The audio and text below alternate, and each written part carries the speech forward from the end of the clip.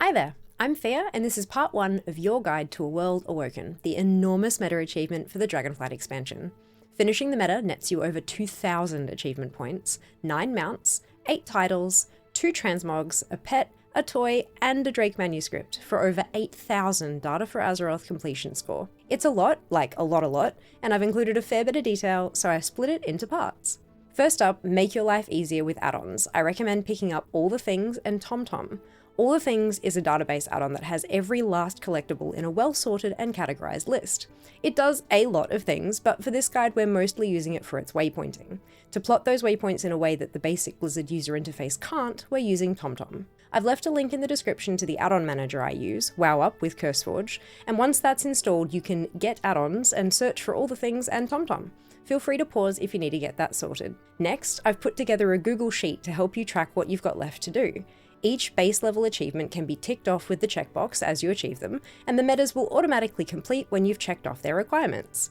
You can also collapse the metas once they're all done to have a shorter list to deal with. This sheet has achievement IDs listed too, which are the numbers I'll give you for some of the achievements as we go along. These might be helpful to have as a reference. You'll need to make a copy to be able to use it yourself. Click File in the top left, then make a copy. Now that you've got your tools sorted, let's get cracking. A World Awoken has a whopping 14 segments. Some are super structured metas on metas on metas, and others are a little simpler. They cover raids, dungeons, and all the outdoor zones and activities, including a good chunk of dragon riding. Some can be knocked over in a single session, and others will take a bit more time checking for specific world quests, elemental storms, or time rifts. Wowhead is really useful for checking what's available in-game at any given point. Take a look at their Today in WoW section before you log in. Starting from the top of the list, Vault of the Incarnates asks you to clear the raid on any difficulty. As of September 2025, we don't have an LFRQ NPC for any Dragonflight raid yet, so your options are normal, heroic, or mythic, and you can find the raid entrance in Addons.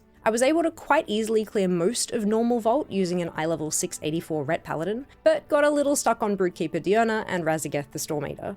Both fights have mechanics that practically require more than one person, but luckily taking just one extra will probably do it. Either bring a friend along, or make a new one. There are plenty of communities and Discord servers out there, including my own, where people look for teammates for these kinds of things. Next up is Aberrus the Shadowed Crucible.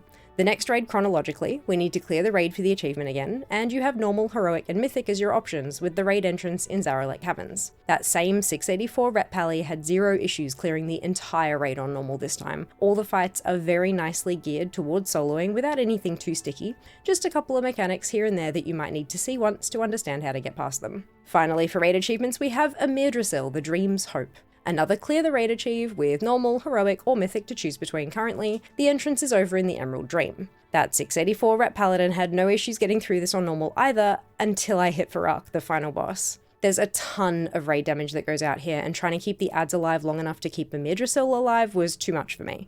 But someone with a better handle on the class might fare better. If you do decide to bring a friend or two, make sure you've got at least one healer. You'll need them. Once you're done with your raids, it's time to smash through some dungeons. These will be a bit easier than the raids were, but there are 8 to get through, and they're all over the map. These all need to be done on mythic difficulty. Make sure you double check before you zone in. Algathar Academy can be found in Thaldraszus, with Halls of Infusion a bit further south. Heading further south and west, you'll find the Azure Vaults in the Azure Span. Head further west for Brackenhide Hollow. North to Anaran Plains, and in Maracai you'll find the entrance to the Nakud Offensive. North again, into the Waking Shores, where you can enter Neltharis. Head east from here to knock over Ruby Life Pools. The last of the 8 is in Badlands, Eastern Kingdoms, but don't stress, there's a portal to go there in the Obsidian Enclave of Valdrakken. Take it to find Alderman, Legacy of Tyr, and finish out your Myths of the Dragonflight Dungeons achievement. Your next big target to tackle is Loremaster, quite possibly my favourite part of every expansion. Each Dragon Isle zone has an achievement for the main campaign quests, and a separate one for side quest storylines. Loremaster is a good one to get done early on too, as it'll help unlock a bunch of the other features we'll need for more points. If you've never done these quests before, the game might force you through them in order, so here goes. Open up your quest log while you're in the Dragon Isles and look for the grey Dragonflight heading. Mousing over this will give you a checklist of all the parts of the campaign, and the yellow text below it will let you know where you need to go next. If you never started the Isles at all, you'll be sent to your faction's capital city. Follow these quest chains. All the quest givers will have the yellow shield icons above them to earn Waking Hope for the Waking Shores, Honor Roll for Anaran Plains, Azure Spanner for the Azure Span, And just don't ask me to spell it for Thaldrassis. The Sojourner achievements for each zone are a little trickier. The chains don't all feed into each other, and there's no line in your quest log to tell you where to go. Instead, you've got yellow quest markers on your world map showing you where there's a side quest waiting for you. Only problem is, those markers only show up when the quests become available, and most of them have prerequisites, quests you have to complete first. So, you've got 3 options here. First option is the easiest, simply work your way through the campaign quests and every so often check your world map to see if anything new has shown up, as well as just checking your surroundings for non-shield quests. Second option, finish up the entire campaign quest line, then double back and clean up all the side quests. Third option is a little micromanagey, but it's one of those useful things to know when it comes to using ATT. Let's take Sojourner of the Waking Shores as an example. Type /ATT achievement :16401 into your chat box to bring up the mini list for just this achievement. Under sources, you'll see a list of each quest you need to complete to finish the achievement. These are the final quests in each chain. If you right-click these quests, it'll pop them out in a new window, showing you the entire quest chain, which is messy if you're on account mode, because it'll show you every possible part of the chain, including Horde and Alliance and Evoker class specific stuff. Fix this by right-clicking the header and turning off account mode. Don't worry, you can turn it back on later.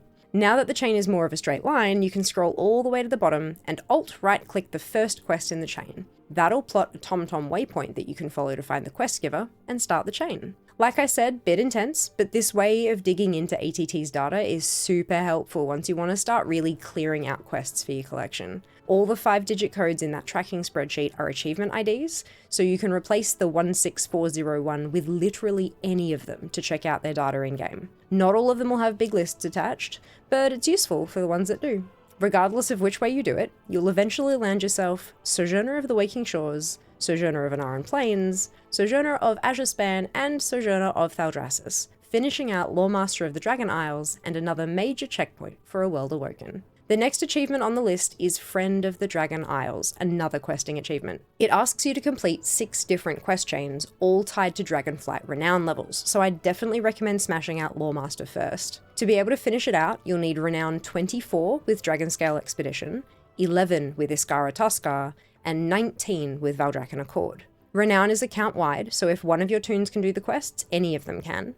And if you need more renown, there are a variety of ways to get it done depending on the faction, but the usual method is world quests. You can purchase contracts from the auction house to push one rep along a little bit faster if you'd like to. These last for the current weekly lockout, so you can change them up if you want. Once you hit the appropriate renown level to unlock a quest chain, the starting quest will automatically appear in your log and on your screen. Just follow it through to check it off. If you want to deep dive earning renown for any particular faction here, I really recommend Wowhead's guides. Just search for the faction you're interested in on Wowhead and the guides will pop right up. While you're on a questing binge, let's do more! Next up is Dragon Quests, a meta within the meta full of random quest-related achievements. This is going to be one of those ones that really benefits from using ATT to the max.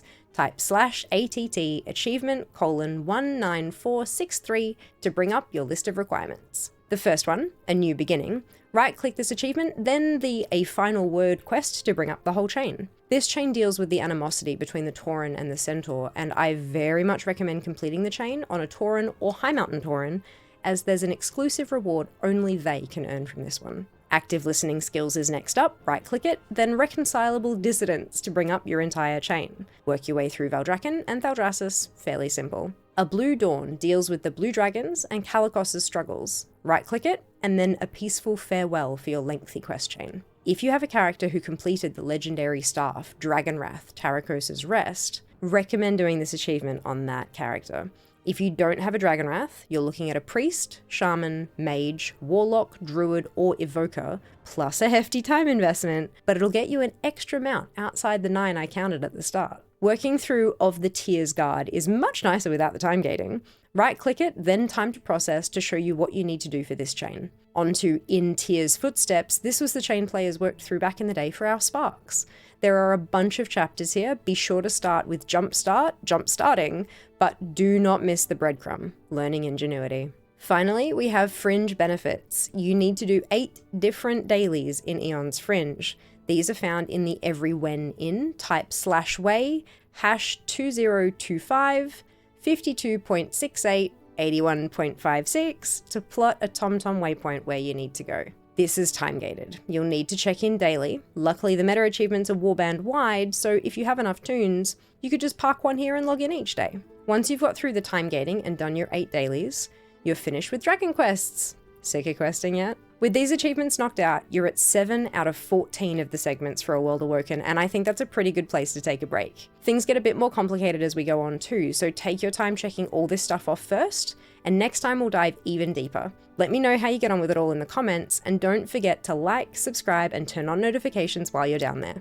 You can find me live on Twitch 4 nights a week, and I'll see you in my next video. Thanks for watching.